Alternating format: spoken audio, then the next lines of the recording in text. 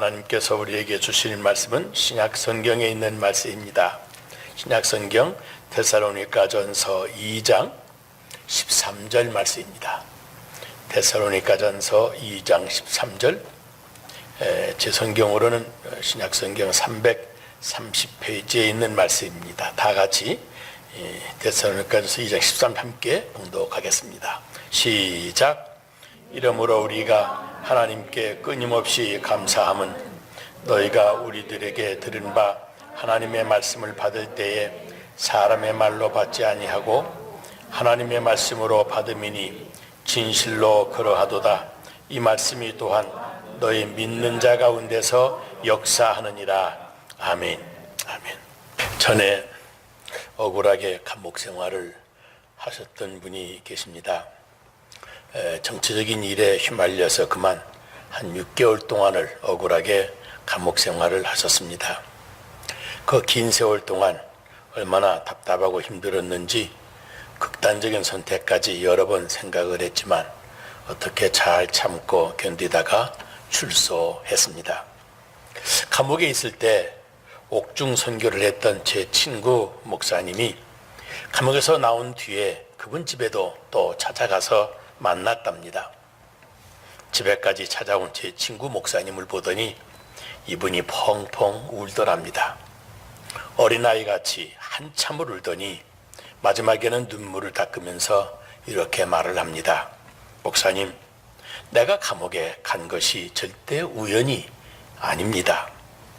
내가 감옥에 있을 때 원망도 많이 했고 사실 이 세상 불평도 많이 했습니다마는 사실 내 일생 처음으로 성경을 읽은 곳이 그곳입니다.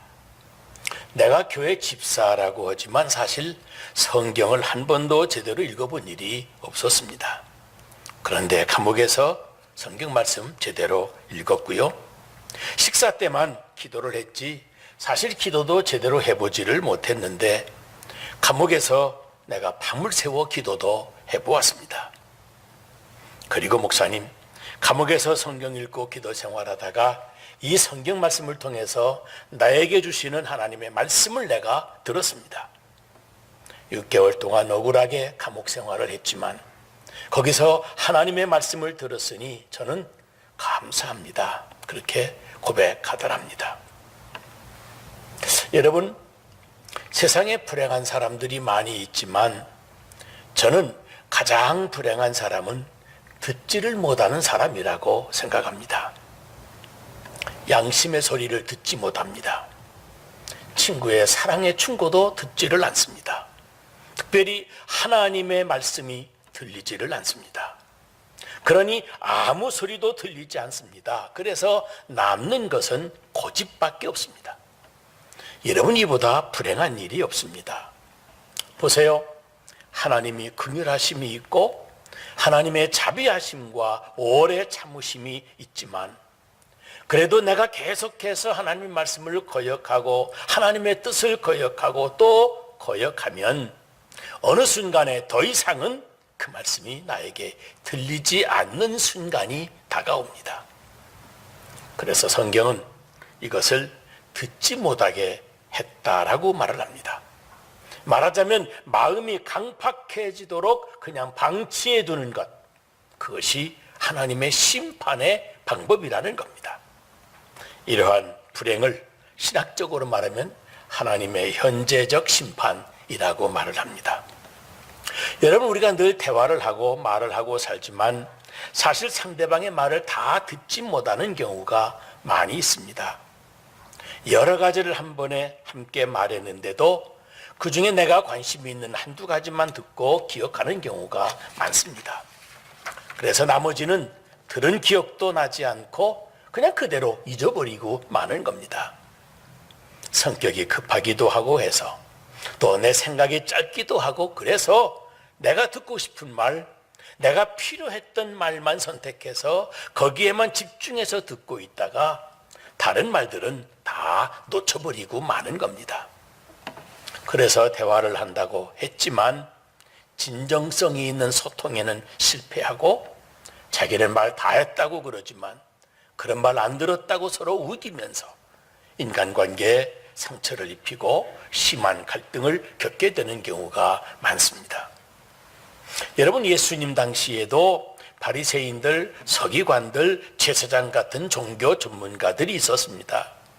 이분들도 전문가이기 때문에 예수님에 대해서 관심이 많았습니다. 성경에 보면 여러 차례 예수님께 사람들을 보내서 당신이 메시아입니까? 당신이 그 사람입니까? 그러면서 얼마나 많이 물어보고 얼마나 많은 탐색전을 했는지 모릅니다.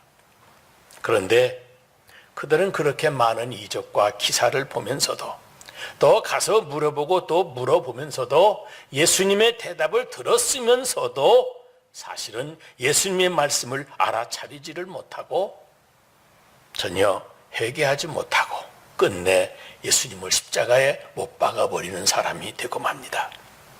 그래서 예수님이 말씀하십니다. 화 있을진저 바리새인과 서기관들이여 저주를 받을지어다 그랬습니다. 저주를 받을지어다. 아나데마 에스토, 영어로 말하면 갓댐입니다. 하나님의 진노입니다. 하나님이 당신들을 심판해버렸다라고 하는 말입니다. 보세요. 구약 성경에 보면 바로왕 같은 사람이 그런 사람입니다. 얼마나 회개할 기회가 많았습니까? 하나님이 주신 기회가 10번이나 됩니다. 10번이나 이적을 보이면서 또 말씀을 전하고 기회를 주었는데 그 마음이 끝내 강팍해져서 그만 망하고 맙니다. 결국 홍해물에 빠져 죽고 말지 않았습니까? 왜 그렇게 되었습니까? 성경은 하나님께서 그 마음을 강팍하게 하신지라 그랬습니다. 하나님이 하신 일이라는 겁니다. 하나님이 심판하신 겁니다. 현재적 심판을 의미합니다. 여러분, 우리들도 못 듣는 이유가 무엇이겠습니까? 문제는 내 마음의 자세에 달려 있습니다. 보세요. 나는 다 안다. 다 안 들어도 안다. 라고 하는 순간 그의 말이 절대 귀에 들리지 않습니다. 내가 교만해서 내가 교만한 자가 되고 나면 누구의 목소리도 나한테 들어오지 않습니다. 정욕과 욕심이 가득 찬 사람, 다른 말씀이 들어갈 틈이 없습니다. 내 과거에 매여 있는 사람 역시 말씀이 들리지를 않습니다. 미래에 대한 불확실성 때문에 벌벌 떨고 있는 사람, 그 사람도 하나님의 말씀이 들리지가 않습니다. 내 성격이 급해서 이젠 끝이라고 속단해버리고 절망해버리고 마는 사람, 그 사람도 들리지가 않습니다. 우리나라에서 자살 사건이 있을 때마다 제가 종종 듣는 질문이 있습니다. 목사님, 자살하는 사람 구원받을까요? 못 받을까요? 교회 다니는데 어떻게 자살을 해요? 그러는 겁니다. 그런데 여러분, 한 가지 분명한 사실이 있습니다. 자살한 사람은 자살하기 전에 이미 우울증 환자입니다. 몸이 아프다고만 환자가 아닙니다. 그 정신이 망가진 사람, 정신병을 가진 사람도 환자입니다. 가장 무서운 병 중에 하나가 여러분 우울증이라고 하는 건데, 그 병에 걸리면 그 다음엔 자기 자신에게 자유가 없어집니다. 생각의 자유가 없어서 자꾸만 외골수로만 빨려 들어가면서 끝내 낙심하고 절망하고 마는 겁니다. 그래서 물만 보면 빠지고 싶고 불만 보면 뛰어 들어가고 싶고 당장 죽든지 누구를 죽이든지 그런 사람이 되어버리는 겁니다. 정상적인 사람이 아니라고 하는 것을 알아야 됩니다. 벌써 그 생각과 의식의 자유를 잃어버린 환자입니다. 하나의 병적인 상태에 잠겨버린 사람입니다. 우울증이라고 하는 것이 여러분 그런 겁니다. 잘 들을 것을 못 듣고 피상적인 것만 빠져 들어가고 있는 겁니다. 다른 말을 객관적으로 바로 알아듣지를 못합니다. 그리고 보면 환자가 많지만 참 불쌍한 환자입니다. 여러분, 사도 바울 복음을 전한다고 고생 많이 한 사람입니다. 세상 사람들의 눈으로 보면 틀림없이 불행한 사람입니다. 그런데 그런 사도 바울이 다른 사람들에게 감사하라고 권하고 있습니다. 도대체 얼마나 감사가 많은 사람이기에 다른 사람에게도 감사하라고 할까? 정작 그 사람은 무엇을 생각하고 무엇을 감사하는 것일까 하고 제가 그의 생애를 한번 살펴보았습니다. 사도 바울의 생애를 살펴보니까 굳게 닫혔던 감옥문이 열리고 자유의 몸으로 걸어 나온 일이 있었습니다. 소원이 성취되고 만사 형통하는 것 같은 순간이 있었습니다. 그런데 그런 것들 피상적인 감사가 아니었습니다. 데살로니가전서 1장 5절에 보니까 아주 귀한 힌트가 나옵니다. 복음이 말로만 너희에게 이른 것이 아니라 오직 능력과 성령과 큰 확신으로 된 것이니 그랬습니다. 이게 무슨 뜻입니까? 보세요. 사도 바울이 복음을 전한다고 사람들에게 설교를 하지 않았겠습니까? 그런데 그 설교가 지식을 전달하는 설교가 아니고 사람들의 정서를 자극하는 감성적인 노력을 힘쓰는 그런 전도가 아니고 그 설교가 사람을 변화시키는 능력으로 나타나는 것이었단 말입니다. 사도 바울은 자기의 설교가 능력으로 나타나는 것을 보고 그걸 감사했다는 겁니다. 보세요. 사도행전 13장에 보면 사도 바울이 루스드라라고 하는 곳에 가서 설교를 하는데 앞에 앉은 사람 하나가 하나님의 말씀을 듣습니다. 그런데 설교 말씀을 아주 간절하게 듣습니다. 아주 집중하며 듣습니다. 그 사람의 설교를 듣는 모습을 가만히 보면서 사도 바울이 아하, 저 사람 마음속에 하나님의 능력이 역사하고 있구나.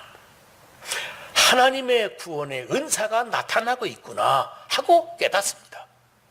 이것을 성경에는 구원 얻을 만한 믿음이 있는 것을 보고라고 기록을 했습니다. 구원 얻을 만한 믿음이 있다고 진단을 한 것입니다. 구원 얻을 만한 믿음이 있는 것을 보고서 사도 바울이 일어나라 그러니까 그 사람이 벌떡 일어났습니다. 그런데 여러분, 그 사람은 나면서부터 안진뱅이 된 사람이었습니다. 한 번도 걸어본 적이 없는 사람이었습니다. 놀랍지 않습니까? 얼마나 놀랍던지 온 동네 사람들이 이 사도 바울을 바라보면서 야, 이 사람 하늘에서 내려온 사람, 하늘에서 내려온 신이 아니면 어찌 이런 일을 할 수가 있겠느냐, 그러면서 그에게 제사를 드리겠다고 제물을 싸가지고 몰려왔습니다. 여러분 생각해 보세요. 설교를 하는데 한 사람이 설교 말씀을 듣고 있는데 그 듣는 자세를 보니까, 듣는 태도를 보니까 사람이 하는 말을 듣는 것이 아니었습니다. 도덕이나 종교 강연은 더더욱 아니고 자기 생명을 살리는 하나님의 말씀으로 듣고 있는 겁니다. 사도 바울이 바로 이것을 감사하는 겁니다. 내가 전하는 말이 성령과 능력으로 듣는 사람에게 역사하고 있구나, 이것을 감사한 겁니다. 그래서 오늘 본문에도 보니까 끊임없이 감사함은이라고 표현했어요. 끊임없이 감사함은. 너희가 우리에게 들은 바 하나님의 말씀을 받을 때에 사람의 말로 아니하고 하나님의 말씀으로 받음이니 그랬습니다. 사람의 말로가 아니고 하나님의 말씀으로 받았다는 거예요. 하나님의 말씀 설교를 들을 때 사람의 말로 듣지 아니하고 하나님의 말씀으로 들었다고 하면서 사도 바울이 이것을 끊임없이 감사했다고 고백하는 겁니다. 여러분, 이게 왜 감사할 일이겠습니까? 왜 그렇습니까? 지금 하나님의 말씀을 전하느라고 사도 바울이 애를 쓰고 있지만 그 말씀을 받는 사람들이 그것을 하나님의 말씀으로 듣지 아니하면 여러분, 그건 그냥 사람의 이야기일 뿐입니다. 이렇게 들으면 도덕 강연 불과하지 않습니다. 종교 강연에 불과하지 않습니다. 사람의 말 잘하는 충고에 불과하지 않습니다. 아무런 의미가 없는 겁니다. 그런데 설교 말씀을 하나님의 말씀으로 받고 있는 겁니다. 그래서 사도 바울이 감사하고 있는 겁니다. 제가 이 말씀을 읽으면서 충분히 동감을 합니다. 제가 기도할 때마다 하나님께 감사하는 것이 있습니다. 바로 하나님의 말씀을 통해서 조금씩 변화되는 성도들을 보는 것입니다. 설교자에게 그냥 은혜 받았다고 하는 립 서비스로 듣고 감사하는 것이 아니고 정말 그 생각하는 것이, 생활하는 것이 하나님의 말씀대로 조금 변화가 되어 가는 겁니다. 한 번은 예배를 마치고 나오는데 목사님, 제가 오늘 목사님 말씀을 듣는 중에 능력이 생겼습니다. 그래서 내 인생을 가로막고 있는 커다란 문제를 내 마음으로부터 제거했습니다. 이제 내 마음이 평안하고 당당하게 직장 생활도 교회 생활도 할 수 있게 됐습니다. 그럽니다. 여러분, 그 고백을 듣고 얼마나 행복했는지 모릅니다. 마치 제가 그러려고 목사 된 것처럼 그렇게 기뻤습니다. 왜요? 나를 통해서 하나님의 말씀이 전달됐고, 나를 통해서 그분의 기도가 응답이 됐고, 나를 통해서 그분의 인생의 큰 문제가 제거되었고, 내 설교가 하나님의 사람의 말로만이 아니라 하나님의 말씀으로 전달이 되어졌다고 하는 사실입니다. 여러분, 이것이 목사의 최고 행복입니다. 교인들이 목사님의 설교를 하나님의 말씀으로 듣는다고 하는 것, 이것이 목사의 자존감을 올려줍니다. 이게 목사의 긍지심입니다. 왜냐하면 설교가 하나님의 말씀으로 들린다고 하는 것, 그것은 사실은 성령이 감동하신 역사이기 때문에 그렇습니다. 보세요. 얼마나 큰 감사이겠습니까? 설교가 하나님의 말씀으로 들려야, 그래야 그에게 능력이 나타나는 겁니다. 성도에게는 귀가 열려서, 마음의 귀가 열려서 하나님의 말씀이 들리니까 그에게 기적인 것이고, 목사에게는 이렇게 허물 많은 나 같은 존재이지만 나를 하나님의 말씀의 통로로 사용해 주시니 쓰임받는 것이 감사하고 기적인 겁니다. 그래서 사도 바울도 감사하고 있는 겁니다. 사도행전 3장에 보면 그렇습니다. 베드로와 요한이 성전에 올라가서 안진뱅이를 만납니다. 돈 한 푼 달라고 손을 내밀었는데 베드로는 한마디 말을 더합니다. 나에게 은과 금은 없다. 아마 그때 그 거지가 실망했을 겁니다. 그런데 내게 있는 것으로 내게 주노니 일어나라. 그랬더니 벌떡 일어났습니다. 여러분, 그때 누가 더 놀랬겠습니까? 베드로가 놀랬겠습니까? 안진뱅이가 일어나면서 깜짝 놀랐겠습니까? 저는 베드로가 놀랐을 것이라고 생각합니다. 왜냐하면 바로 며칠 전에 예수님을 모른다고 부인했던 사람이 바로 자기입니다. 예수님을 피해서 도망갔던 사람이 자기 자신입니다. 그런데 자기가 하는 말을 듣고, 자기의 말을 듣고 말 속에 능력이 나가서 안진뱅이가 일어나는 것을 보는 겁니다. 그래서 이제 베드로가 생각을 합니다. 아하, 주님이 그럼에도 불구하고 나와 함께 하시고 나를 들어 사용하시는구나. 지난날 내 어두운 과거, 내 많은 실수 아무 상관없이 오늘도 하나님이 나를 통해서 역사하시는구나. 나는 주님의 능력의 역사에 붙잡혀 쓰임받는 사람이구나. 그것을 행복한 겁니다. 얼마나 행복한, 바로 사도 바울이 그런 심정으로 지금 대하고 있는 겁니다.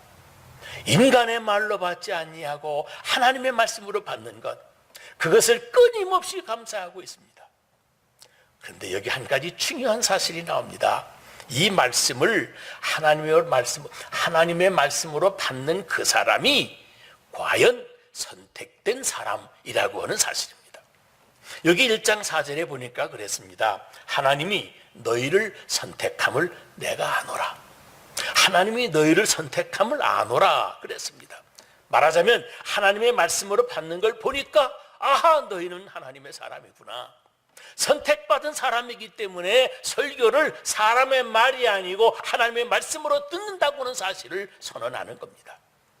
구원받은 사람은 설교를 통해서 다 내게 주시는 하나님의 말씀으로 듣습니다. 이걸 보고 이 사람은 선택받은 사람이라고 판단하는 겁니다. 왜요? 이미 성령이 그분 속에서 역사하신 결과이기 때문입니다. 그러니까 설교를 하나님의 말씀으로 듣고 하나님의 말씀으로 믿고 하나님의 말씀으로 받는 것입니다. 설교가 인간의 언어, 인간의 말로 전달되고 있지만 하나님의 음성, 하나님의 언어로 뒤바뀌고 있는 겁니다.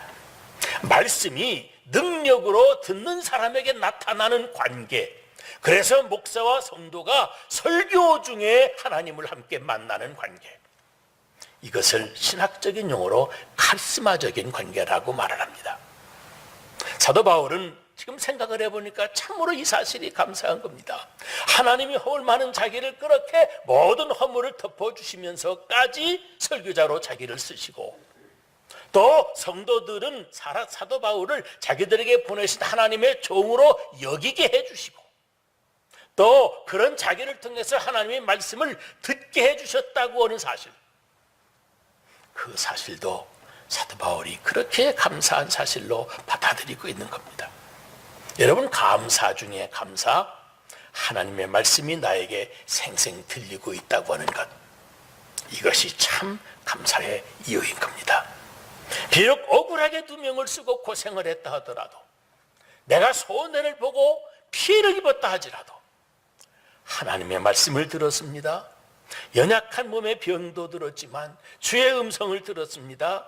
우리가 주님 앞에 나올 때마다 힘들었지만 하나님의 음성을 들을 때마다 하나님의 말씀이 들려온다고 하는 것, 얼마나 감사한 일인지 알아야 됩니다.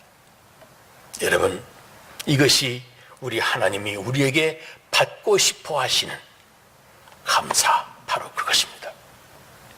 하나님의 말씀이 들려오면 내가 너를 사랑하노라 하는 주의 음성이 함께 들려옵니다. 그리고 그 말씀이 능력으로 나에게 역사하기 때문에 내 인생의 문제도 오늘의 현실도 다 해결이 되어질 겁니다. 1997년 12월 달 켄터기의 한 작은 도시에 있는 학교에서 한 젊은 아이가 한 학급 동료 7명을 쏴 죽인 일이 있었습니다. 이 사건 소식을 들은 부모님들이 제발 우리 아이만큼은 아니기를, 제발 우리 아이는 무사하기를 정말 간절히 기도하면서 학교로 달려갔습니다. 그런데 그 가운데 한 어머니는 그 간절한 기도가 응답되지를 않았습니다. 그 아들이 애석하게 죽은 것입니다. 그때 마침 한 의사가 학교에 찾아와서 지금 병원에서 한 환자가 긴급하게 심장이식이 필요하다고 호소하는 겁니다. 그러자 그 어머니가 아들이 죽은 그 충격과 그 슬픔 속에서도 선뜻 아들의 심장을 기증하겠다고 주저하지 않고 대답을 합니다. 몇 개월이 지나간 뒤에 이 어머니는 그 아들의 심장이 한 감리교회 목사님에게 이식이 된 것을 알게 됩니다. 그래서 이 어머니는 아들의 심장을 이식받아 살고 있는 그 목사님을 찾아가서 한번 만나보고 싶어 했습니다. 드디어 찾아갔습니다. 만났습니다. 아직 아들 죽은 슬픔이 가시지 아니한 이 한 어머니와 그 아들의 심장을 이식받은 고마움이 사무치는 이 목사님이 함께 만났습니다. 오래 감사한 이야기를 나누면서 함께 기도하고 죽은 그 귀한 아들의 생명에 대한 고마움을 이야기했습니다. 이제 감사한 이야기를 다 마친 다음에 이야기를 마치고 헤어지려고 그러는데 그 어머니가 못다한 이야기 하나 더 해도 되겠느냐고 하면서 목사님을 부르더니, 목사님, 어려운 부탁 하나 더 해도 되겠지요? 제 마음속에 담아두었던 말을 드리겠습니다 하면서 이렇게 말합니다. 목사님, 내 귀를 당신의 심장에 가까이 대봐도 되겠습니까? 내 사랑하는 아들의 심장이 고동치는 소리를 한번 듣고 싶습니다. 여러분, 이 감사의 계절에 나 좋은 것, 나 잘된 것, 나 감사한 것, 내 자식 잘 되고 내 가정이 행복한 것, 내 사업 잘 되는 것, 아니 이런 세상적인 것, 피상적인 것, 이기적인 것, 이런 것들만 감사할 것입니까? 하나님이 우리의 많은 감사를 다 받으시고 난 뒤에도 무언가 이것만큼은 받고 싶어 하시는 감사가 또 없겠습니까? 여러분, 내 가슴에 내 귀를 기울여 내 외아들 예수의 심장이 고동치는 소리를 들어도 되겠는가? 하나님의 아들 예수님의 심장이 터진 그 십자가의 은혜로 살고 있다고 하는 이 감사, 예수님의 심장이 고동치는 그 울림, 그것이 감사로 고백되어지시기를 원하는 겁니다. 우리는 순간순간 하나님의 외아들의 그 심장이 내 가슴에서 고동치고 있는 소리를 우리 하나님께 감사함으로 돌려드려야 됩니다. 하루하루 우리 가슴에 주님의 심장이 고동치고 있음을 우리 하나님께서 들으실 수 있도록 감사함으로 하나님께 뜨거운 감사를 드리는 여러분들 다 되시기를 주의 이름으로 축복합니다.